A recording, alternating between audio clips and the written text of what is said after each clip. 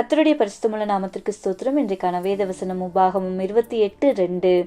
உபாகமம் 28:2 ஆசீர்வாதங்கள் எல்லாம் உன் மேல் வந்து பலிக்கும். இன்னைக்கு ஆசீர்வாதம் என்கிற வார்த்தையை சொல்லும்போது காதால கேட்கிறோம்.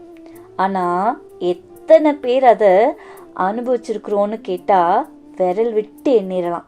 சிலர்லாம் ஆசீர்வாதத்தை எப்படி சொல்லுவாங்க, எனக்கு சொந்தமாக வீடு இருக்குது அதுதான் எனக்கு ஆசீர்வாதம், சொந்தமாக நிலம் இருக்குது அதுதான் எனக்கு ஆசீர்வாதம். சிலர் சொல்லுவாங்க என் பிள்ளைங்கள்லாம் ஃபாரினில் இருக்கிறாங்க அதுதான் எனக்கு பெரிய ஆசீர்வாதம்னு சொல்லி உலகத்தின் காரியங்களை தான் ஆசீர்வாதம் என்று சொல்லி சொல்வார்கள்.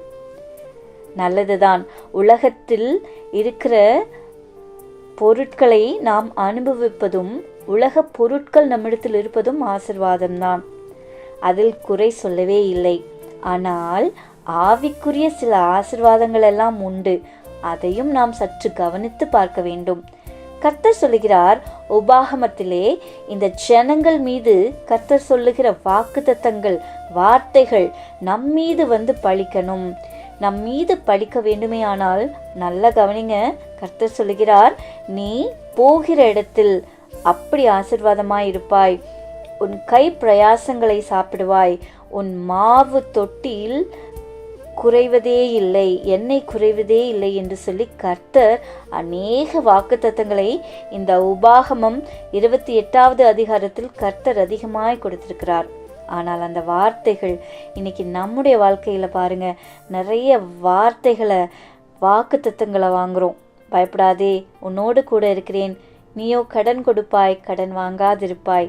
ஆனால் அந்த வார்த்தைகள் எல்லாம் நம்முடைய வாழ்க்கையில் பலிக்கிறதா என்று பார்த்தால் சிலருடைய வாழ்க்கையில் பலிக்காமலேயே போகிறது. கர்த்தருடைய வார்த்தையை நாம் பெற்றுக்கொள்வது மாத்திரமல்ல, அது நம்முடைய வாழ்க்கையில் பலிக்க வேண்டும். பலிக்க வேண்டும் என்றால் நீங்களும் நானும் செய்ய வேண்டிய ஒரு காரியம் உபாகமம் 28:1 சொல்லுகிறது, கட்டளையின்படி செய்ய வேண்டும். கர்த்தருடைய வார்த்தையை எந்த அளவிற்கு நாம் பெற்றுக்கொள்கிறோமோ அந்த அளவிற்கு நாம் அந்த கட்டளைகளின்படி செய்ய வேண்டும். கர்த்தருடைய வார்த்தையின்படி செய்ய வேண்டும்.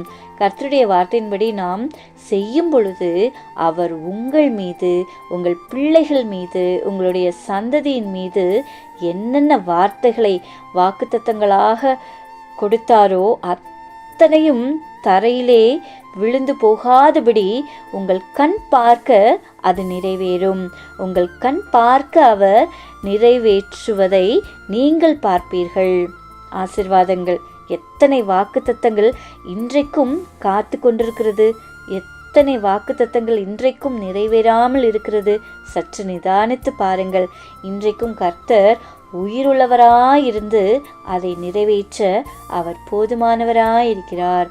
God bless you. Amen. Amen.